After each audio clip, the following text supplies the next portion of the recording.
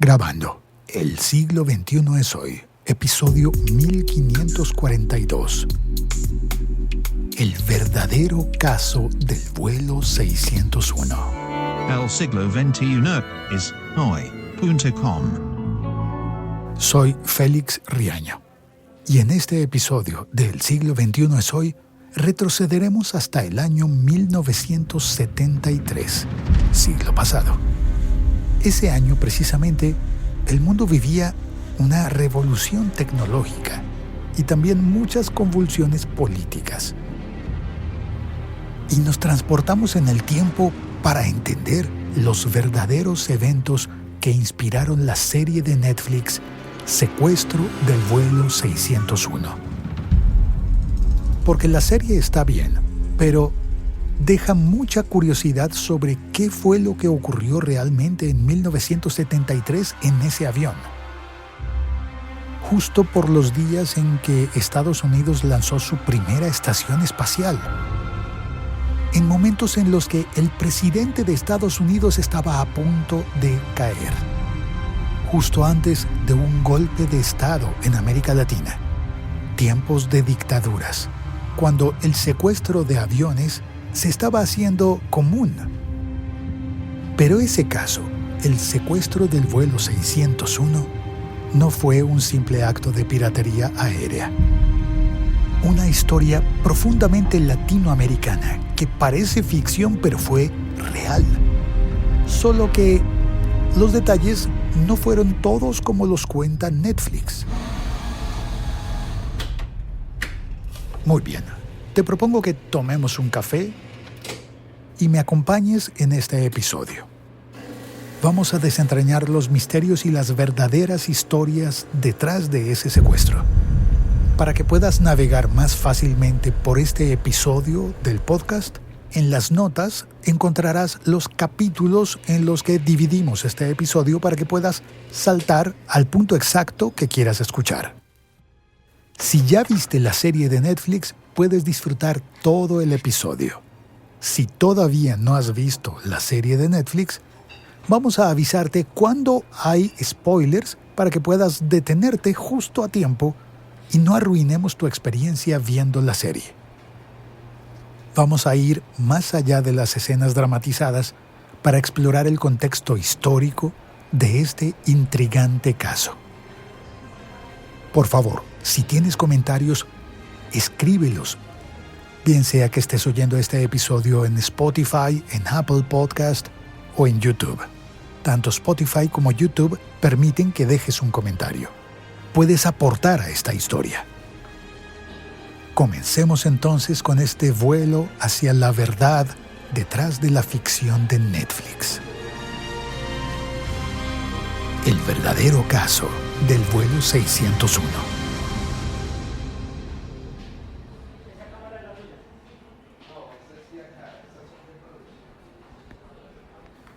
Todo ocurrió en 1973.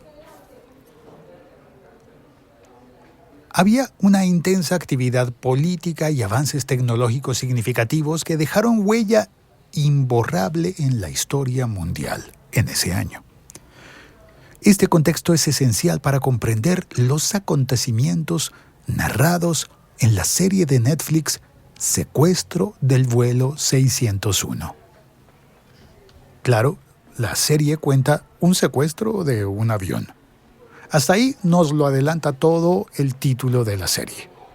Pero hay que anotar que esa serie está inspirada en un caso real y mantienen muchos de los hechos reales dentro de la serie. Y hay algunas cosas que están retocadas por narrativa, por la dramaturgia para que la serie sea más dinámica y más atrayente.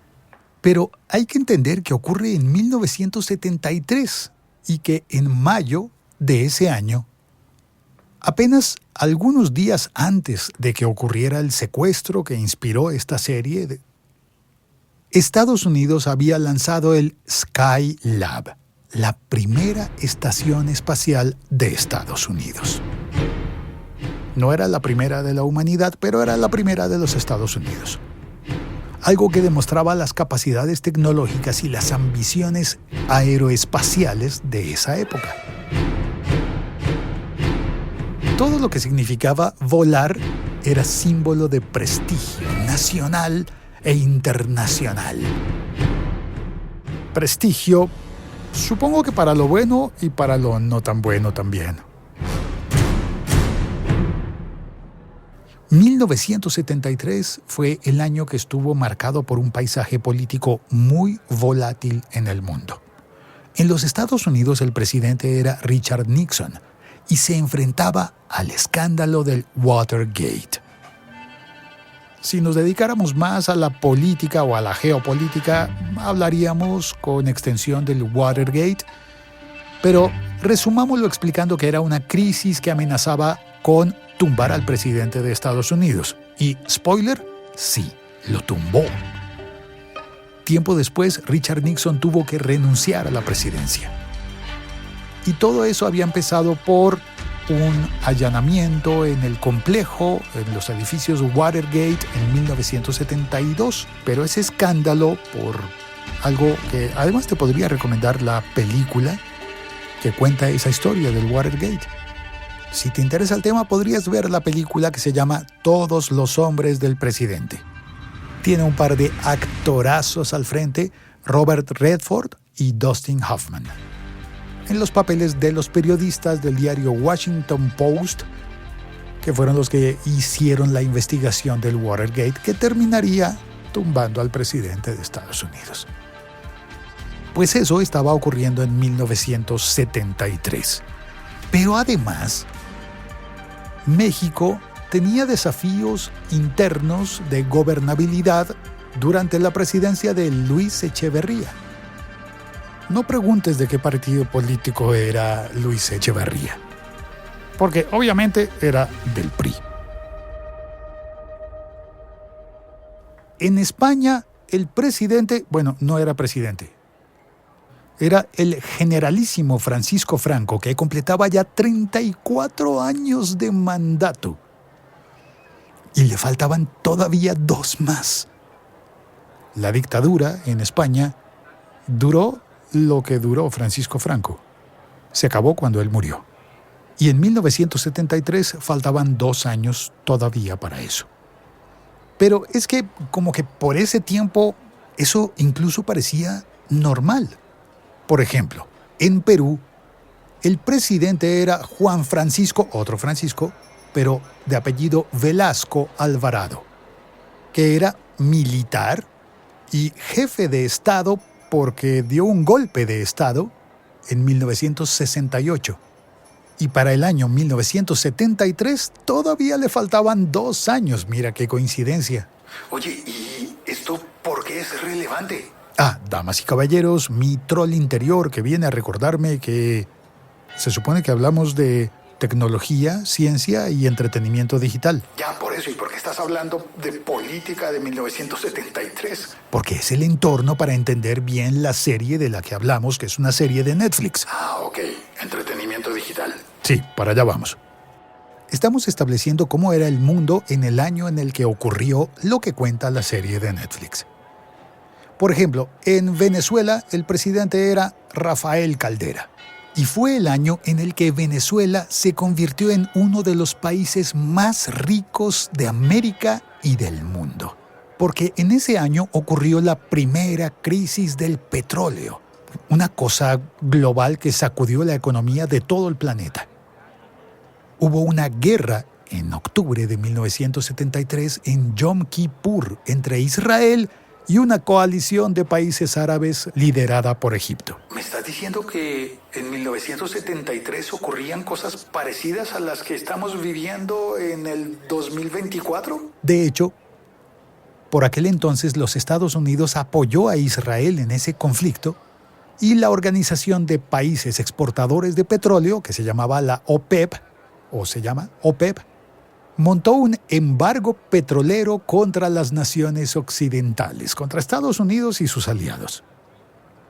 De ahí que el barril de petróleo al comienzo de 1973 costaba $3 y al final del año costaba más de $12.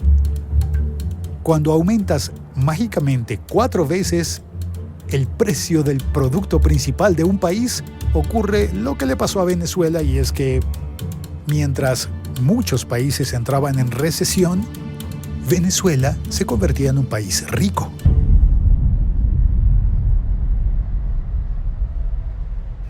Pero hay más cosas que explicar para entender el mundo de aquel entonces. Por ejemplo, en Argentina, en el 73, el presidente estaba recién elegido. Era José Cámpora, el tío.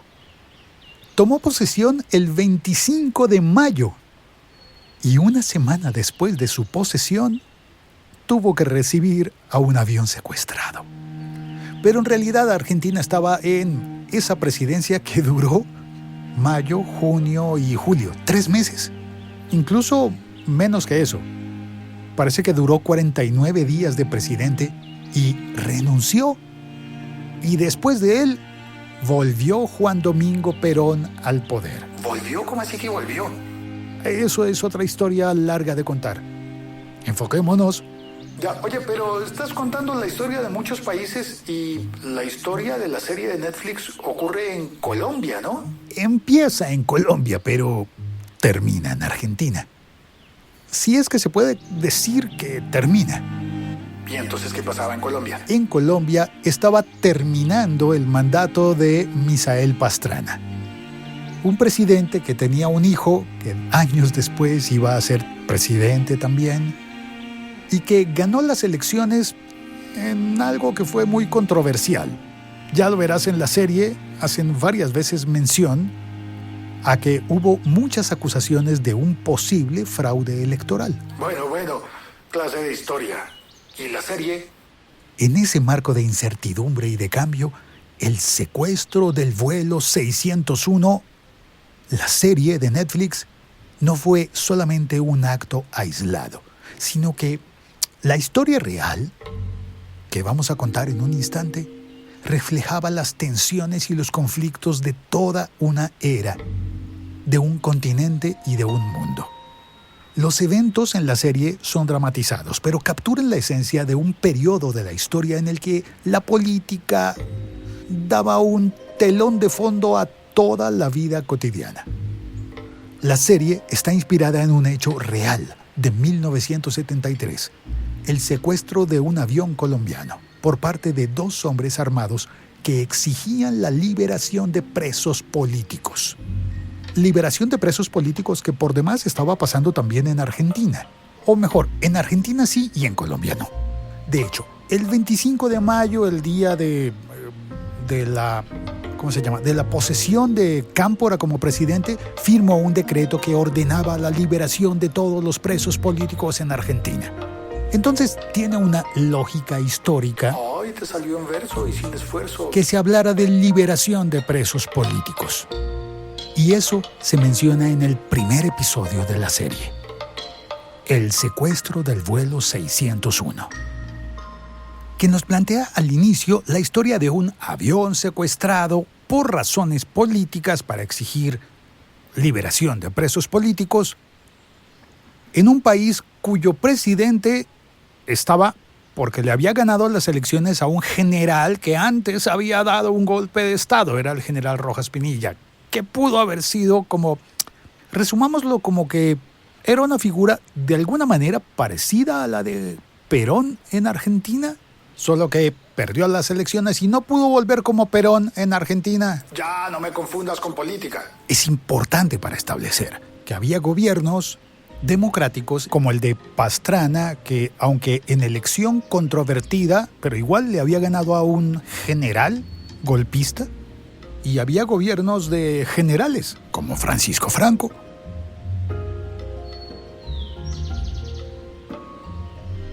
Por ejemplo, en 1973 el presidente de Ecuador era Guillermo Rodríguez Lara. Le decían el general Bombita, militar y presidente de facto de Ecuador. O sea, la historia lo ha escrito también como dictador. ¿Y eso qué tiene que ver con la serie? Pues que el avión secuestrado que aparece en la serie, por ejemplo, aterrizó en Guayaquil, Ecuador. Aunque la serie no cuenta ese detalle de Guayaquil, pues en este episodio estamos poniendo en contexto la situación histórica para entender bien la serie. Vale, ok, sigue. Entonces vamos en que en muchos países de América Latina había gobiernos de militares que habían llegado al poder no precisamente por elecciones, gobiernos en alguna medida parecidos al de Francisco Franco en España. Y lo curioso es que Colombia había tenido un dictador militar, pero el gobierno de ese momento le había ganado las elecciones al dictador militar y era un gobierno conservador. Hoy podríamos decir que un gobierno de derecha. Y le había ganado las elecciones a un general golpista. El de Rojas Pinilla. Sí, ese, que de alguna manera se parecía a Perón porque había sido militar, pero tenía mucho apoyo popular, como Perón. Y claro, también los gobiernos de derechas tenían oposición de izquierda, radical, y en muchos países de América Latina había guerrillas. Por eso parecía de alguna manera lógico que hubiese secuestros políticos de aviones de grupos guerrilleros que pedían que el avión se desviara hacia Cuba, el único país comunista en el continente.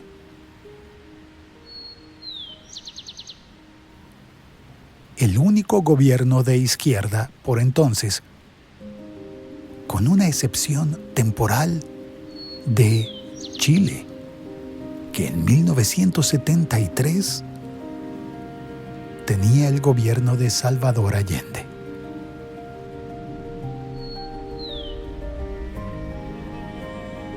Porque los hechos que vamos a narrar ocurrieron justo antes del golpe de Estado del general Augusto Pinochet en Chile.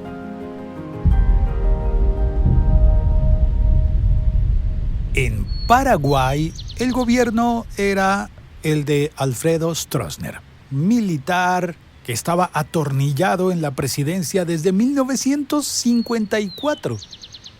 O sea, en ese momento, Stroessner llevaba 19 años en el poder en Paraguay. Le faltaban 5 años para terminar el mandato, pero es que él tuvo muchos mandatos consecutivos. Porque, de alguna forma, ganaba las elecciones. Oye, qué curioso, eso me hace pensar, por ejemplo, en Maduro o en Ortega, o, ¿por qué no?, en Bukele. Pero estamos en historia, 1973. O sea, faltaban 16 años más de gobierno de Stroessner en Paraguay. Y ese señor ha sido reconocido por la historia como dictador, represor, anticomunista, en fin, un general autoritario que llegó al poder por golpe de Estado y después ganó elecciones consecutivamente. ¿Y en serio hay que saber todo esto para entender la serie? No creo. La serie está inspirada en un hecho real de 1973, el secuestro de un avión colombiano por parte de 2 hombres armados que exigían la liberación de presos políticos. Pero parte de la magia de la serie es que presenta la tensión a bordo del avión, pero además explora los antecedentes y las motivaciones de los secuestradores. Que, si no has visto la serie, te vas a llevar una sorpresa. Pero ya vamos para allá. Cuando haya spoilers te voy a avisar antes para no dañarte la serie.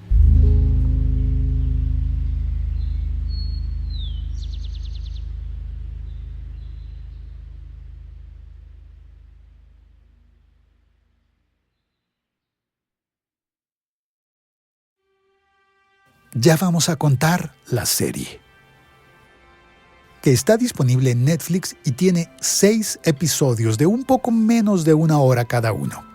El primer episodio se llama Que el cielo la juzgue. El segundo episodio, Con la muerte en los tacones. El tercer episodio, Noche de perros. Cuarto episodio, Los condenados de la tierra. Quinto episodio, 601, Odisea aeroespacial. Sexto episodio y final de la serie, La mujer que sabía demasiado. Y Y por el título de los episodios puedes entender de qué se trata la serie y cuál es el enfoque y la mirada que presenta.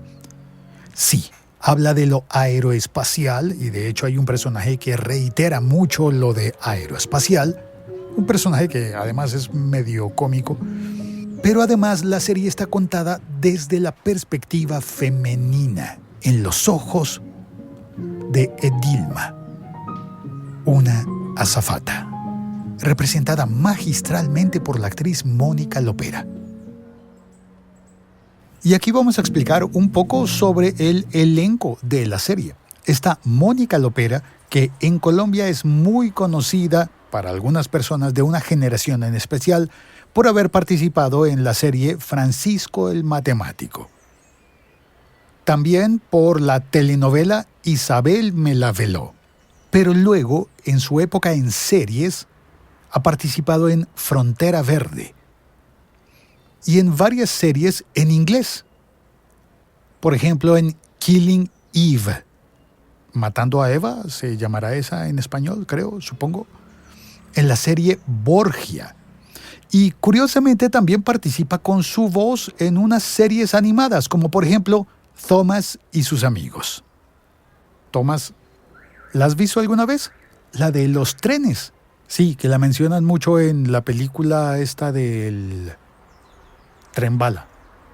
Pues ella hace una voz en la serie de Thomas y sus amigos y una voz en inglés, en el casting original en inglés.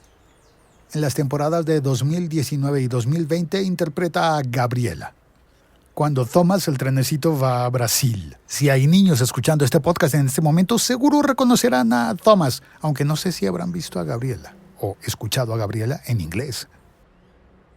Y también ha aparecido en la serie animada de Las aventuras de Paddington. Como se ve, para algunas personas será una cara totalmente nueva, pero la trayectoria como actriz es amplia. Y la crítica por su participación en el secuestro del vuelo 601 ha sido excelente. Bueno, está ella, pero también está un actor argentino que se llama Valentín Villafañe, conocido en Argentina por la serie Sueña conmigo, que yo personalmente no la he visto nunca. También otro argentino es Aylan de Betac, que según estuve investigando parece ser una nueva estrella porque no encontré muchos datos de sus participaciones anteriores, de sus actuaciones anteriores. Lo que sí encontré es que lo han nominado como Mejor Nuevo Actor a los premios Cóndor de Plata. Y luego hay otros actores colombianos muy reconocidos en Colombia, como por ejemplo Enrique Carriazo. Gran papel. Marcela Benjumea, su hermano Ernesto Benjumea, aunque en la serie no son hermanos, en la vida real sí. Y está Cristian Tapan, que interpreta al piloto. Y Ángela Cano en el papel de Bárbara. Ah, y Juan Pablo Raba, una actuación corta, pero maravillosa, excelente. Y hago un paréntesis especial para hablar sobre un actor que sería actor de reparto y que probablemente tenga un personaje que nos pareció a todos muy curioso, un poco cómico, que es el Flaco. Si ya viste la serie, sabes bien de cuál estoy hablando. Si no, no te preocupes, en esta parte no hay spoilers. El personaje del Flaco, que es el que menciona muchas veces lo de lo aeroespacial, es representado por Carlos Manuel Vesga, que tiene su historia como actor, pero además aprovecho la ocasión para decir que admiro mucho su trabajo como lector de libros, lector de audiolibros. Él trabaja con Penguin Random House, ha leído unos 25 audiolibros hasta este momento. Es la voz hispana latinoamericana para los libros de Yuval Noah Harari, por ejemplo, Sapiens, Homo Deus, 25 lecciones para el siglo XXI. Bueno, esos son audiolibros leídos por Carlos Manuel Vesga. Y también lee los libros de Stephen King y nada menos y nada más que lee a Gabriel García Márquez. Los libros de García Márquez que consigues en Audible o en Storytel, en las plataformas de audiolibros, los libros de García Márquez son leídos e interpretados por Carlos Manuel Vesga. Y es él el que está ahí en la serie haciendo del flaco. Y bueno, hasta ahí mi explicación sobre el cast o el elenco de actrices y actores en la serie del secuestro del vuelo 601 en Netflix. Pero, mejor eso te lo cuento luego. Porque tengo algo interesante para contarte, pero no es precisamente sobre los actores, así que mejor continuemos al siguiente segmento de este episodio, que es sobre lo aeroespacial.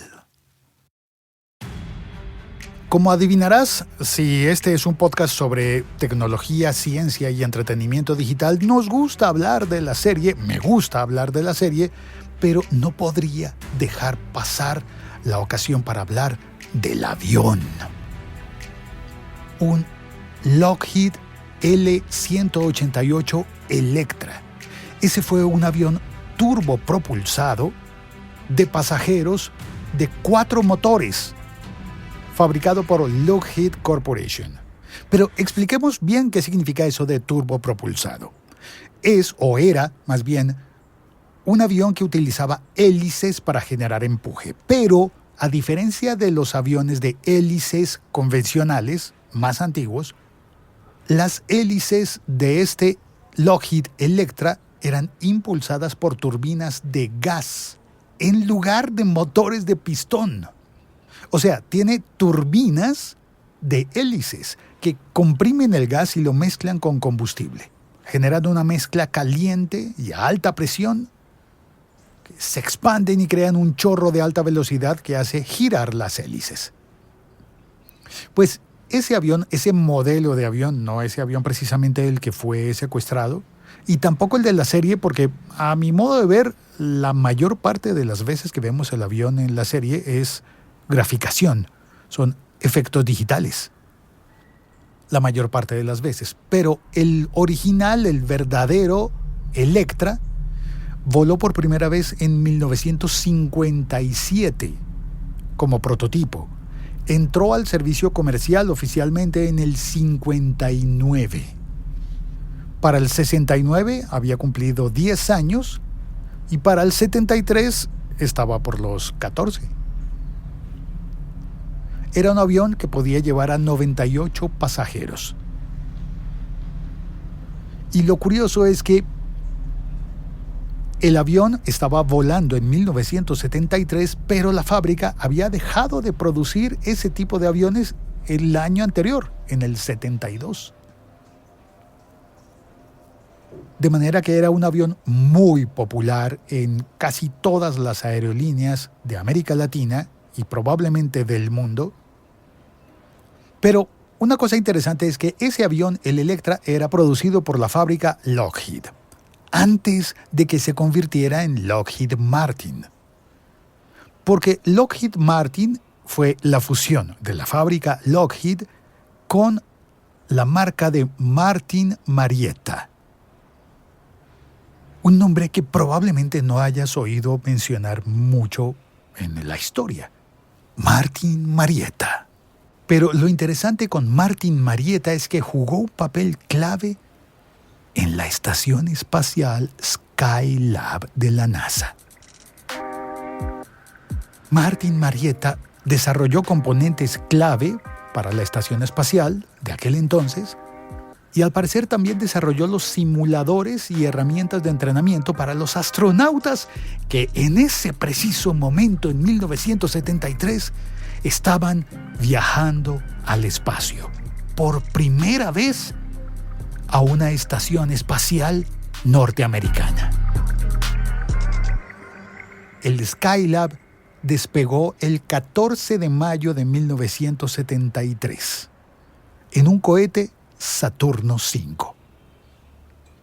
Eso era más o menos 2 semanas antes de que ocurriera el secuestro del avión 601. Bueno, corrijo, del vuelo 601. Porque en realidad el avión era el HK-1274. Pero esos números tal vez nos confundan, así que no nos fijemos tanto en eso. El caso es que Estados Unidos había lanzado su estación espacial, Skylab, porque necesitaba recuperar la ventaja. La Unión Soviética por entonces tenía 3 años de adelanto, porque habían lanzado la estación espacial Salyut 1. Corrijo. 2 años de adelanto. Los soviéticos lanzaron su estación espacial en 1971 y los Estados Unidos en 1973. El 14 de mayo lanzaron la Skylab en el cohete Saturno V. Pero el lanzamiento no fue perfecto. El Skylab se dañó parcialmente al desprenderse una capa protectora y un panel solar.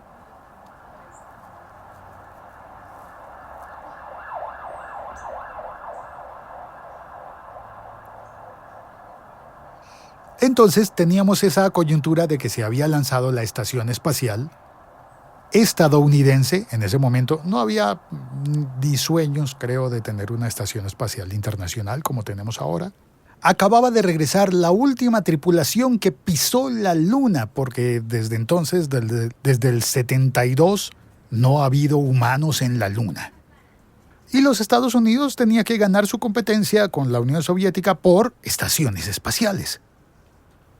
Y esa estación espacial estaba con averías esperando por una tripulación que volara a repararla. Y esa tripulación estaba preparándose para viajar, para volar, cuando ocurrió el secuestro del vuelo 601. Los dos hechos parecían no estar interconectados, pero ocurrieron en el mismo momento de la historia. De manera que los periódicos del mundo, al menos de América, estaban reportando el vuelo de la tripulación del Skylab y el vuelo loco del avión secuestrado en Colombia, que estaba recorriendo países de América Latina. Eran tiempos raros para el trabajo aeroespacial. El 31 de mayo de 1973 partieron 2 vuelos con tripulaciones que, por razones diferentes, no sabían si iban a regresar a casa.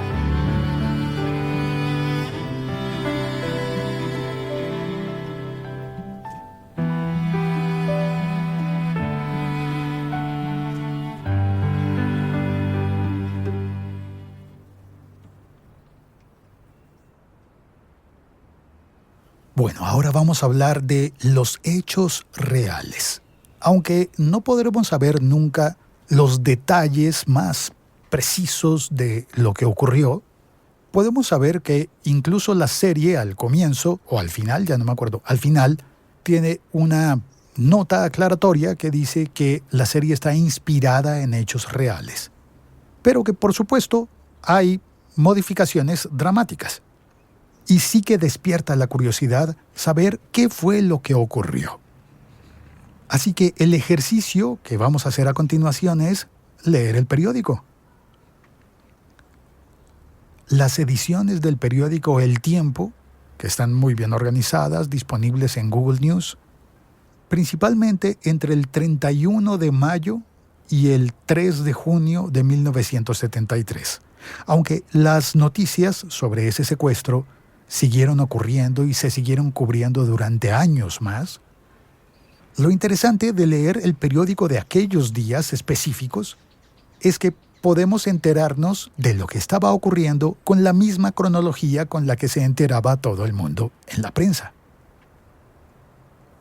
Empiezo la lectura de algunos pasajes de las notas publicadas en el periódico El Tiempo en 1973.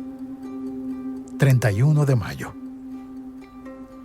En las noticias internacionales ese día se reportaba que Venezuela anunció ese día que por primera vez en la última década iniciaría negociaciones de gobierno a gobierno con Cuba para llegar a un acuerdo bilateral y evitar en el futuro el asalto de aviones comerciales venezolanos.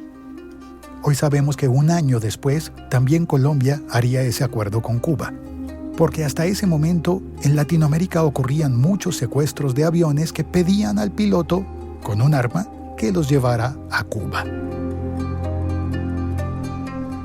Otra noticia internacional, relacionada también con aviones, contaba que Alemania le concedió asilo a un piloto ruso. Un piloto soviético por aquella época de un avión caza que se estrelló en Alemania Occidental. Para aquel entonces había dos Alemanias, Alemania Occidental y Alemania Oriental. Una aliada con los Estados Unidos y la OTAN, y la otra aliada con la Unión Soviética. Pero esas dos eran noticias menores en el periódico. La noticia fuerte fue que el Gobierno Nacional de Colombia había rechazado en la madrugada la petición de poner en libertad a los presos políticos que actualmente eran juzgados en un consejo de guerra verbal en El Socorro, departamento de Santander, en Colombia. Petición que había sido hecha por un grupo de secuestradores que el día anterior había desviado hacia las Antillas un avión de la compañía SAM que cubría la ruta Cali, Pereira, Medellín. Leyendo hoy el periódico de aquel entonces, me llama la atención que la noticia no era el secuestro, sino la respuesta del gobierno nacional con respecto a esa petición de liberar presos políticos. La forma de redactarlo hacía pensar que lo importante era la posición del gobierno. Aclaraban también que era el primer caso en Colombia de un secuestro aéreo de características específicamente políticas. Al menos eso pensaban hasta ese instante.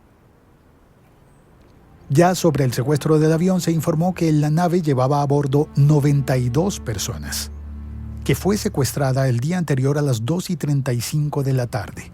Según la versión del piloto, el capitán Jorge Lucena, los aeropiratas, que así se les denominaba a este tipo de asaltantes, irrumpieron en la cabina de mando del avión media hora después de iniciado el vuelo y lo obligaron a dirigirse a Aruba. Pero primero, una escala en Medellín. Para entonces no estaba claro si el avión había partido de Cali y había alcanzado a parar en Pereira, o si se habían saltado la parada de Pereira por culpa del secuestro. Para las 5 de la tarde de ese mismo día, se había iniciado en el despacho presidencial una reunión extraordinaria del Consejo de Seguridad del país, con los ministros de Gobierno, Defensa y Relaciones Exteriores, porque el avión se dirigía hacia Aruba, territorio de los Países Bajos, territorio holandés en América. Esa reunión habría tardado desde las 5 de la tarde hasta las 12 de la noche, y su resultado había sido el rechazo a las peticiones de los secuestradores. Por la misma hora, a medianoche, el avión estaba aterrizando en Aruba, Antillas holandesas. En Aruba se autorizó el desembarco de 24 pasajeros, mujeres y niños.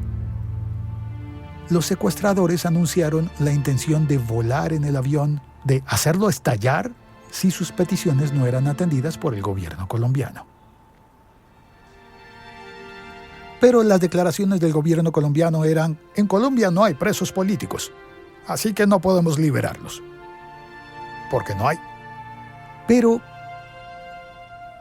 otras personas no en el gobierno consideraban como presos políticos a esas personas que estaban siendo juzgadas en un consejo de guerra verbal en El Socorro.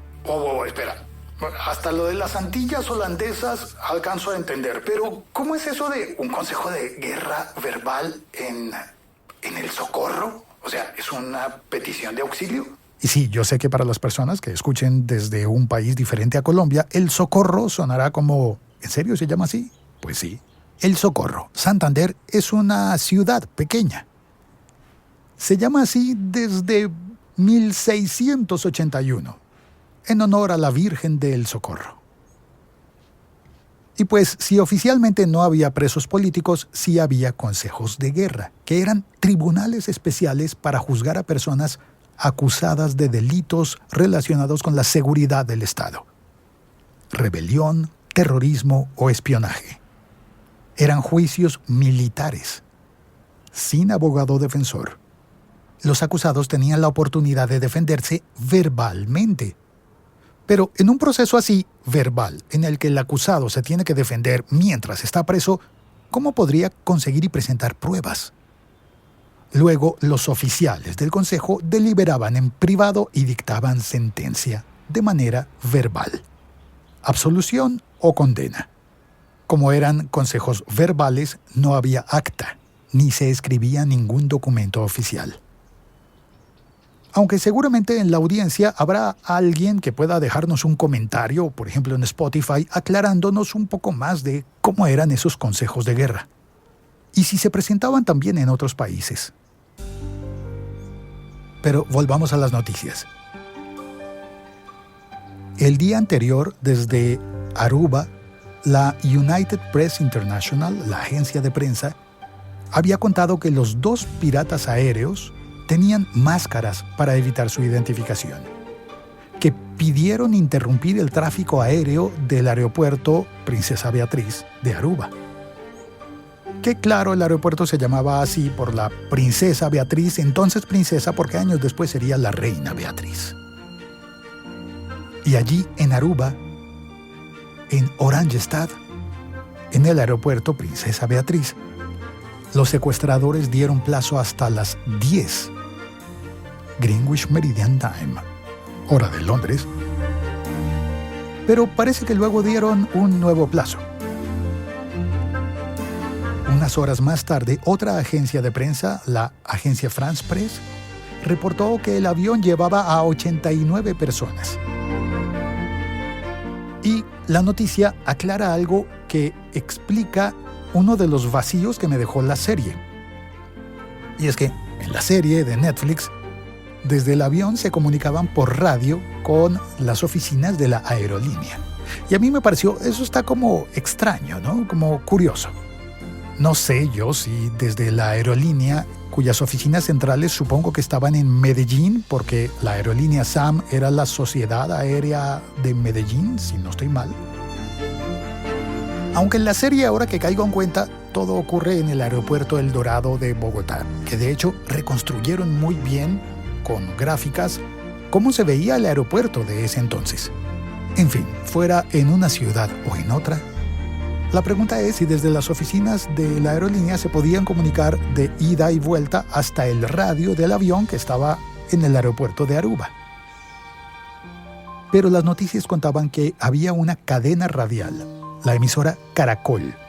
Estaba escuchando la frecuencia de radio de la torre de control del aeropuerto de Aruba. De allí podían obtener directamente las noticias. Eso me aclara todo el segmento que en la serie cuenta que supuestamente hubo una transmisión en directo de prensa desde el avión. Pues no creo que haya ocurrido de esa manera. Pero la radio sí podía acceder a las comunicaciones entre la torre de control y el avión. Se supo entonces que habían pedido inicialmente $200,000 de rescate. Unas horas después, aumentaron la recompensa a $300,000, era lo que pedían los secuestradores. Y amenazaban con ir aumentando 50,000 más por cada media hora que se demorara la decisión sobre sus exigencias.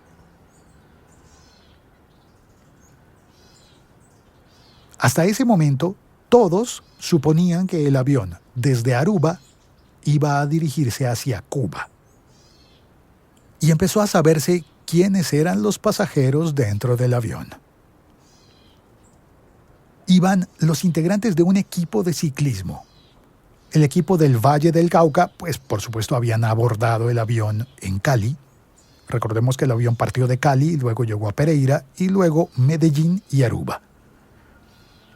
Y los ciclistas del Valle del Cauca, que habían abordado en Cali, iban a competir en el circuito RCN. Es otra compañía de radio que tiene una competencia ciclista. Y también viajaba un empresario político del Partido Conservador, excongresista que había sido también embajador de Colombia en España, es decir, embajador ante el gobierno de Francisco Franco, que se llamaba Álvaro José Lloreda Caicedo, uno de los fundadores del periódico El País. Pero para quien esté escuchando en España, era el periódico El País de Cali, fundado en 1949. Que por demás, haciendo un paréntesis, eso explica por qué en Colombia El País es un periódico que no es el mismo que el de España. Porque se llamó así primero y tiene los derechos del nombre. Entonces se supo que la compañía aérea SAM aceptó pagar los $200,000 que exigían los secuestradores. Ese rescate no sería pagado por el gobierno de Colombia, pero sí por la aerolínea.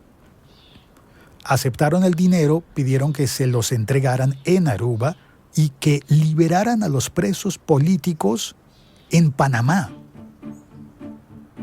Ante lo cual, la compañía aérea dispuso 2 aviones, uno para llevar el dinero y otro para llevar a los presos políticos en caso de que autorizaran una liberación.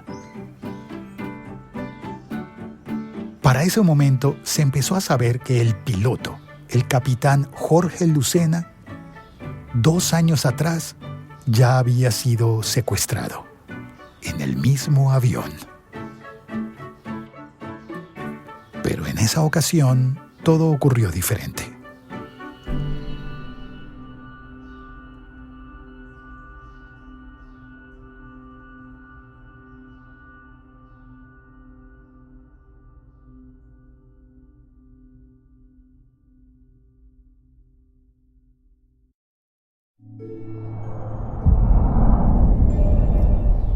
Ese avión había sido secuestrado 2 veces y esto no lo contó la serie. Bueno, para ser exactos, la primera vez no se concretó el secuestro.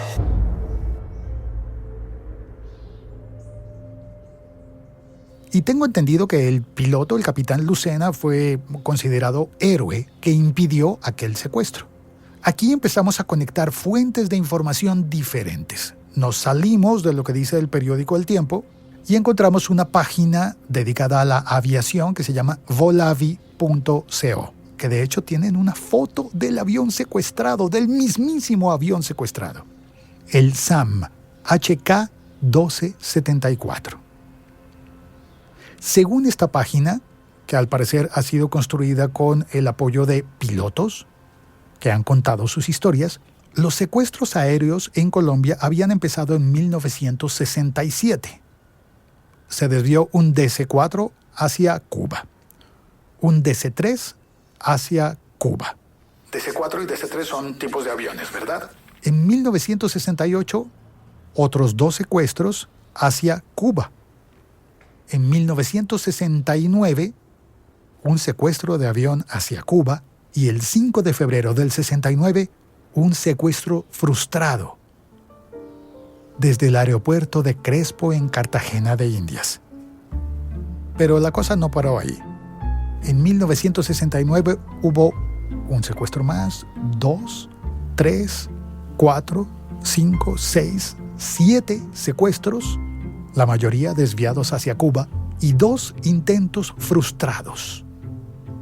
Para 1970, 1, 2 secuestros hacia Cuba, un intento frustrado, y así llegamos hasta 1973 con un marcador parcial de 16 secuestros y 3 intentos frustrados. El último de ellos, el que hemos estado hablando, el del vuelo 601, aunque según algunas fuentes, en realidad era el vuelo 602.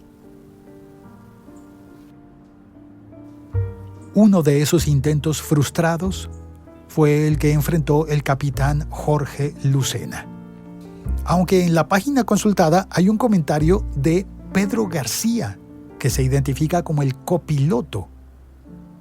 Y es interesante porque a la publicación del copiloto que dice, hey, yo también estuve allá, no fue solo el capitán el que tuvo que afrontar el secuestro. A esa publicación le contesta alguien de la Fuerza Aérea Colombiana y alguien que, curiosamente, lo estaba buscando para reconstruir los hechos para una obra audiovisual. ¿Cuál sería esa obra audiovisual? Probablemente la serie de Netflix. Aunque también tenemos que anotar que existe un episodio del podcast Radio Ambulante que habla sobre el secuestro del vuelo 601. Si lo quieres escuchar también, te lo recomiendo. El episodio se llama Radio Ambulante, los aeropiratas. Volvamos a las noticias. La siguiente información contaba a 85 pasajeros y tripulantes del avión de Sam. Y contaban que el avión saldría de Aruba hacia Lima, Perú, con $50,000 a bordo, la primera parte del pago del rescate. Para ese momento, cuando el avión salía hacia Lima, ya habían descubierto que los dos secuestradores no eran.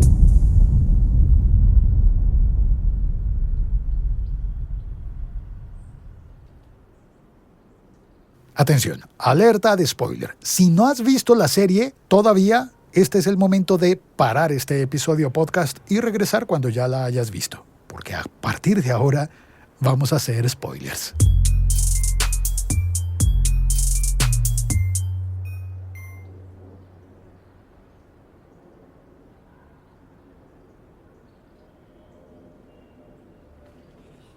Ahora vamos con spoilers.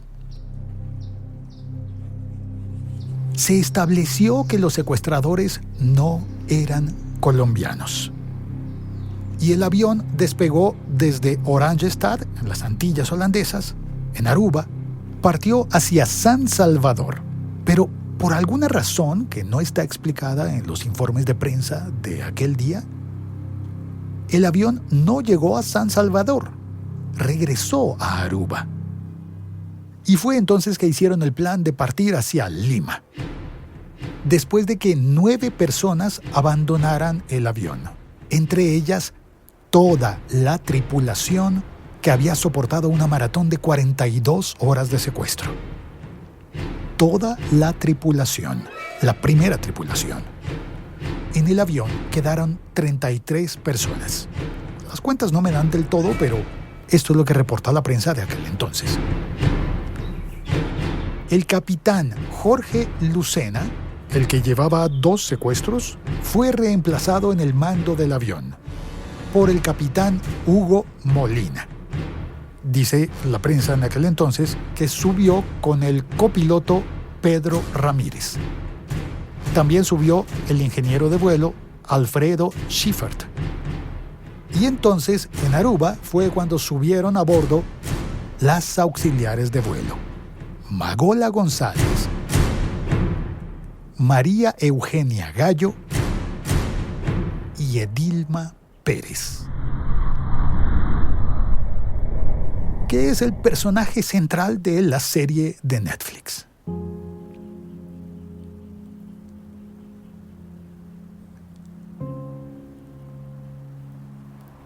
Dice el periódico de aquel entonces que el público, periodistas y autoridades observaron de pronto cuando la portezuela principal fue abierta con sigilo y asomó uno de los 2 fornidos pistoleros que encañonaba a una joven.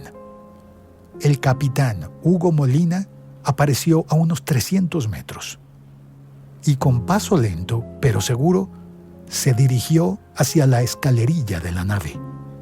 En cada mano llevaba una gran maleta forrada en cuero. En el interior de esas 2 maletas aparentemente iban los $50,000 solicitados como adelanto del total de $160,000 que habían negociado ya.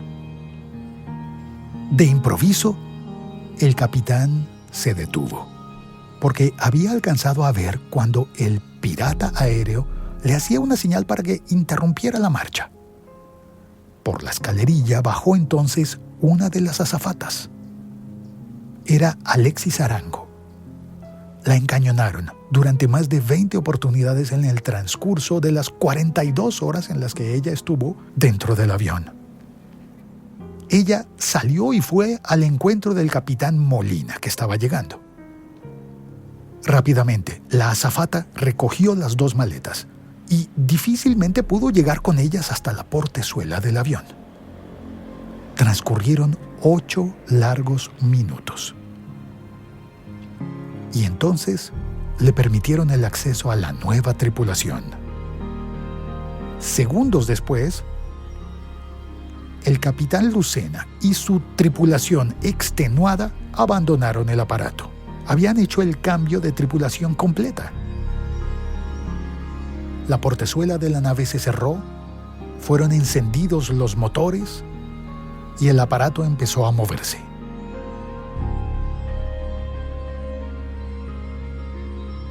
Según la nota de prensa, había 36 grados. Hacía calor. Los pasajeros estaban al borde de la desesperación. Varios presentaban alarmantes síntomas de deshidratación. Y obtuvieron estos datos por las declaraciones del periodista Guillermo Ospina, que contó que algunos habían conciliado el sueño con abundantes dosis de soporíferos. Y el avión entonces se dirigía por fin hacia Lima. Pero antes de eso, varios pasajeros habían escapado del avión.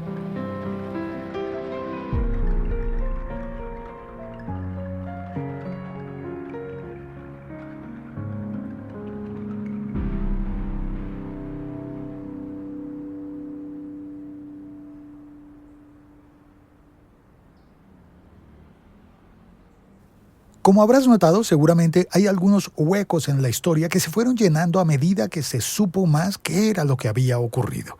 Era un hecho noticioso grave, difícil de cubrir, y la información llegaba a pedazos.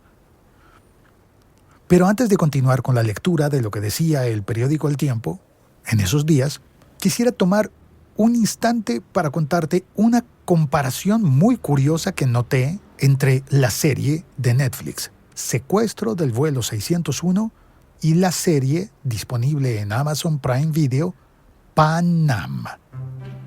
De hecho, quiero contarte que hice el ejercicio de ver los 2 episodios iniciales de ambas series y noté algunas cosas muy parecidas en la forma en la que se cuenta el comienzo de la historia.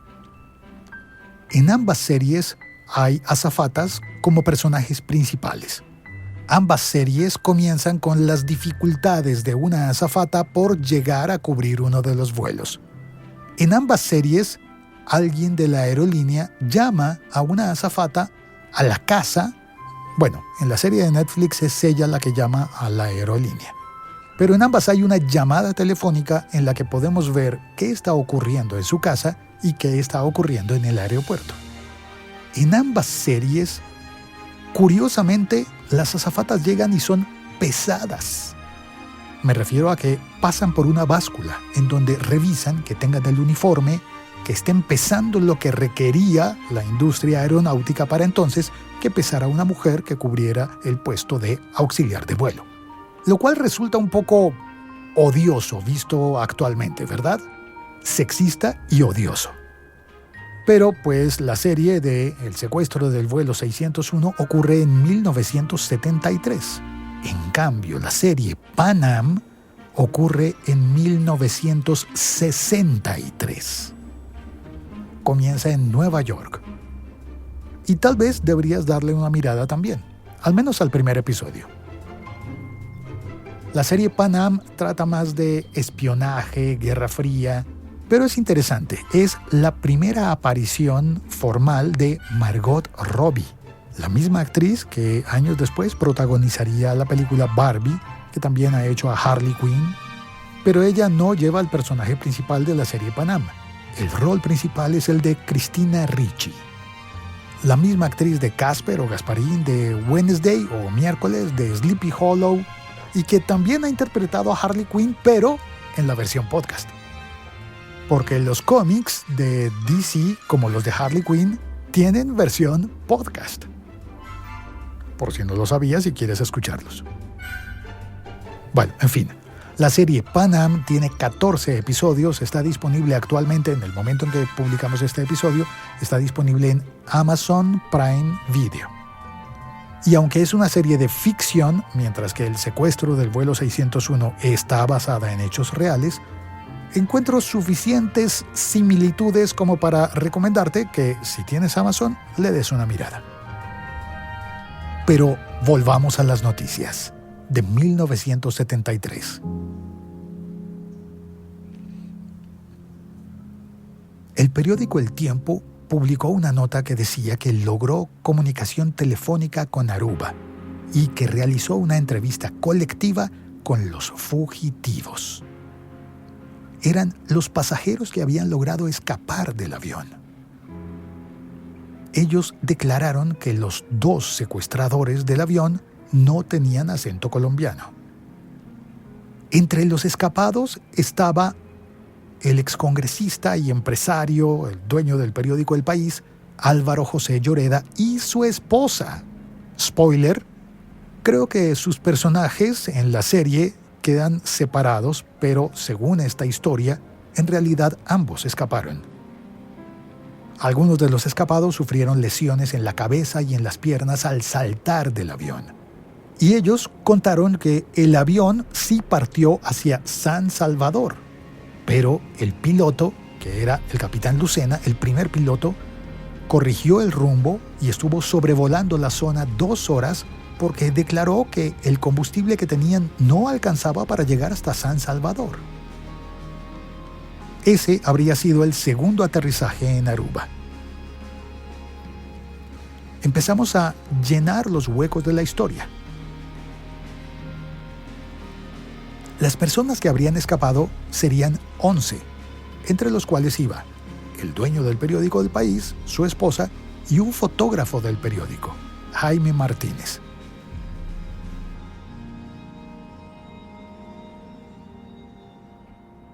También contaron que en Aruba el avión fue dotado de una planta de corriente eléctrica, de corriente alterna, que es algo que no explicaron bien en la serie, ¿no? El avión seguía teniendo radio disponible durante horas y días. Pues necesitaban corriente, ¿no?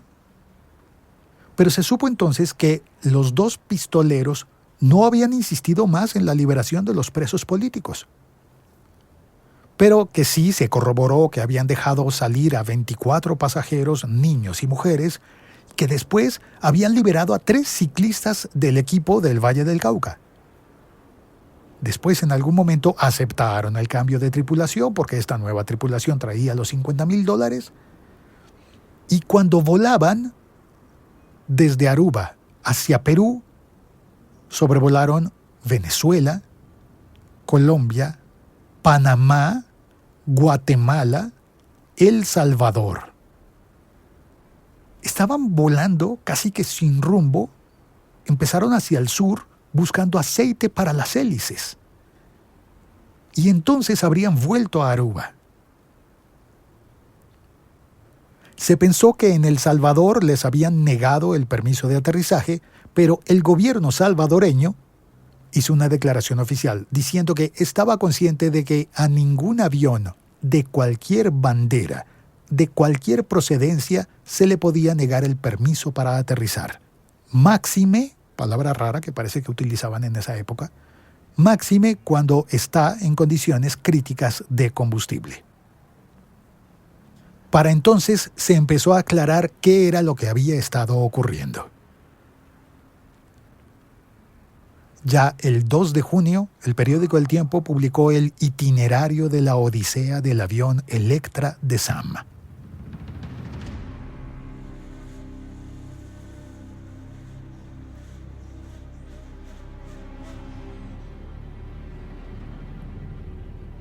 El miércoles, poco antes de las 2 de la tarde, el avión fue secuestrado después de despegar de Pereira hacia Medellín.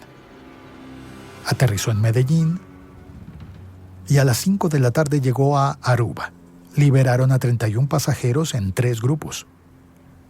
Al día siguiente, 31 de mayo, salieron a las 4 de la mañana hacia Lima, pero regresaron a Aruba a las 6 de la mañana por problemas mecánicos.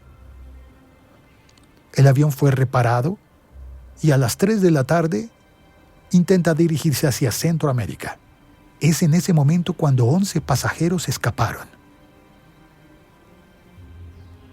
Pero el avión no logró aterrizar en ningún país de Centroamérica y regresó a Aruba por tercera vez. En ese momento, los secuestradores aceptaron el cambio de tripulación y recibieron los $50,000. Al día siguiente,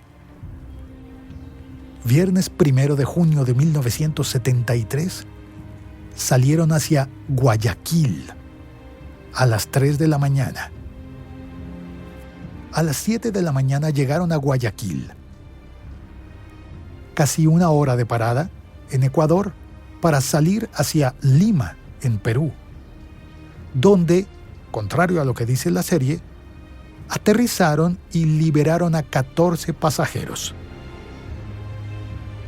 Salieron de Lima hacia Mendoza, que es algo que en la serie nos cuentan después. Se siente un poco forzado. A las 6 de la tarde de ese viernes 1 de junio llegaron a Mendoza y liberaron a los últimos pasajeros en Mendoza. Luego el avión partió hacia Resistencia, la capital de la provincia del Chaco, al norte de Argentina. Después volaron a Asunción, en Paraguay. Se interrumpieron las comunicaciones y a la 1:20 de la mañana del día siguiente, el 2 de junio, el avión aterrizó en Buenos Aires. Había partido con 80 pasajeros y 7 tripulantes, más los 2 secuestradores, para un total de 89 personas. Solo 5 llegaron a Buenos Aires.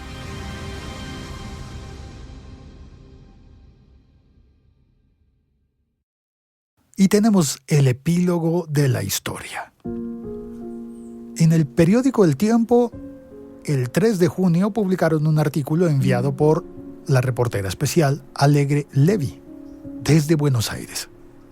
Decía que, arrastrándose rápidamente con 2 maletas en las que llevaban $50,000, los 2 jóvenes encapuchados que el miércoles último secuestraron un avión de SAM escaparon espectacularmente en el aeropuerto de la localidad de Resistencia, 1,000 kilómetros al norte de Buenos Aires. Su paradero esa madrugada era un misterio. El drama más impresionante que haya vivido la aviación comercial tuvo así el epílogo menos esperado, ante más de 300 camarógrafos y periodistas de todo el mundo que llegaron a Buenos Aires. El avión HK-1274 llegó tambaleándose por el lado izquierdo. Eran las 3:24 de la mañana, hora argentina. Para Colombia, 1:24. Los 2 piratas no aparecieron por parte alguna.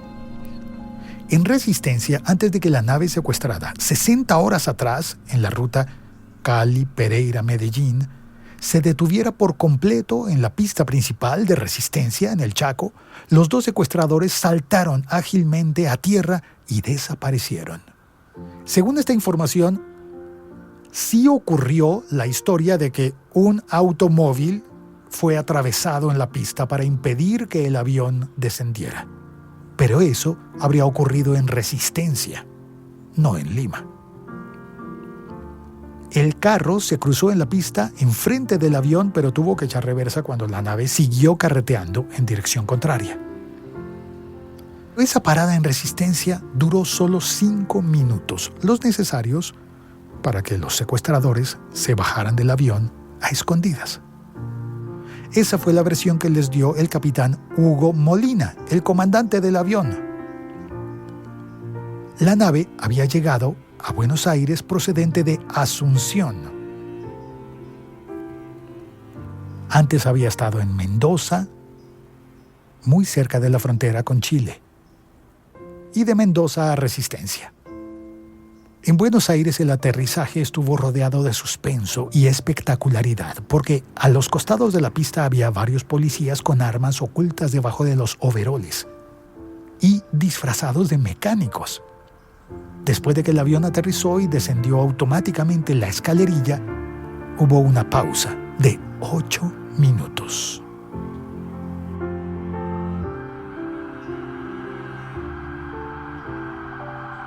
Hasta que una de las azafatas asomó tímidamente por la portezuela. Desde las terrazas de observación del aeropuerto se podía ver al piloto y al copiloto de la nave, que estaban inmóviles dentro de la cabina, y se alcanzó a ver a alguien más en ese compartimiento, pero no sabían si se trataba de uno de los secuestradores.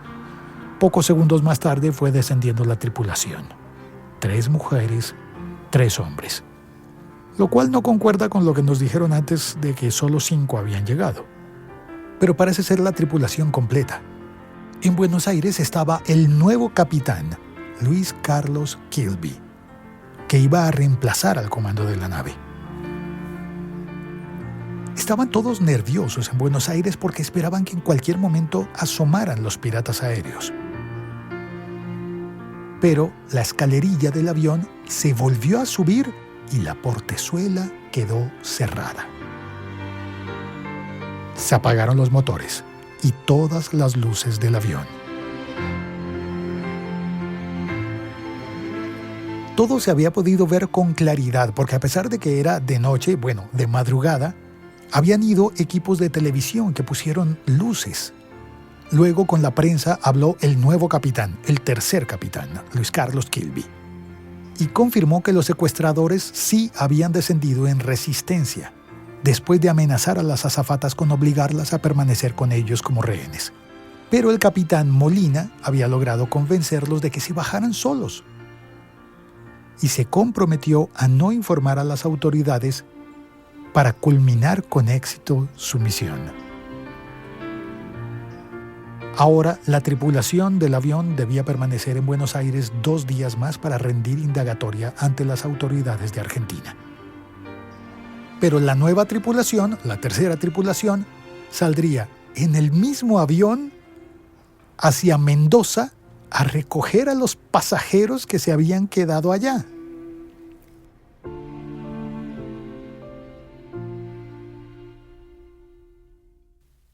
La identidad de los 2 secuestradores se empezó a esclarecer desde el mismo momento en el que el secuestro terminó.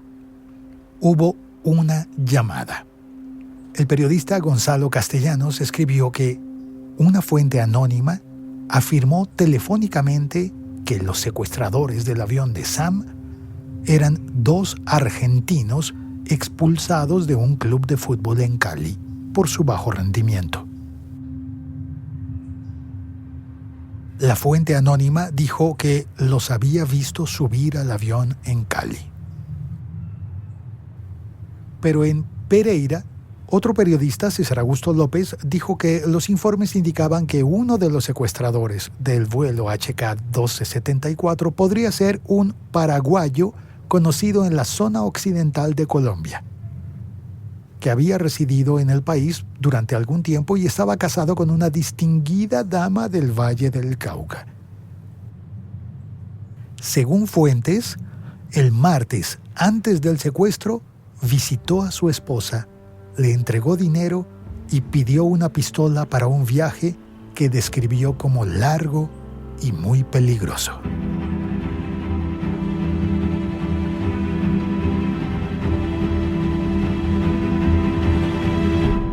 En efecto, los 2 secuestradores fueron totalmente identificados después.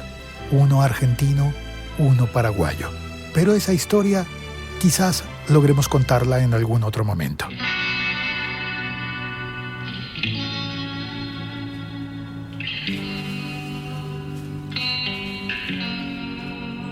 Corría el año de 1973. El mundo y el espacio estaban en puntos de intensa actividad y de transición, con desarrollos tecnológicos, conflictos políticos y sociales. Ese año, mientras el avión HK-1274 era secuestrado en Colombia y entregado finalmente en Argentina, Había más eventos significativos en la Tierra y más allá de la atmósfera. En mayo, la NASA había lanzado la estación espacial Skylab, pero también en 1973, la sonda Pioneer 10, que habían lanzado un año antes, se convirtió en la primera nave espacial en pasar por el cinturón de asteroides de Júpiter y acercarse al planeta, enviando imágenes sin precedentes y datos de Júpiter y sus lunas. Había crisis de petróleo en todo el mundo por la guerra de Yom Kippur, Egipto y Siria contra Israel. También el mundo estaba viendo el final de la guerra de Vietnam, con el inicio de la retirada de las tropas de Estados Unidos. Y un par de meses después, hubo un golpe de Estado en Chile, derrocando a Salvador Allende. La vida en la Tierra, en muchos lugares de la Tierra, seguía teniendo luchas de justicia social, de política y de supervivencia que a menudo desembocaban en actos de desesperación y violencia. Soy Félix Riaño y este ha sido un episodio especial de El siglo XXI es hoy. Tecnología, ciencia y entretenimiento digital. Pero antes de terminar, tengo algo más que contarte. Los productores de la serie, escritores y directores, Pablo González y Camilo Prince, que son también los autores de otra serie de Netflix que se llama Colmenares y otra serie de Netflix que se llama El robo del siglo, firmaron un acuerdo exclusivo como dupla para seguir haciendo series en Netflix durante los próximos 3 años. Gracias por escuchar este episodio. Gracias por comentarlo.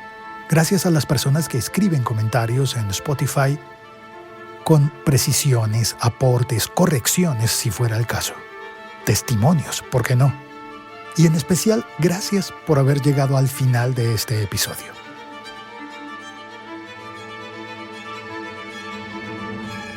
Chao. Cuelgo. El siglo XXI es hoy.com.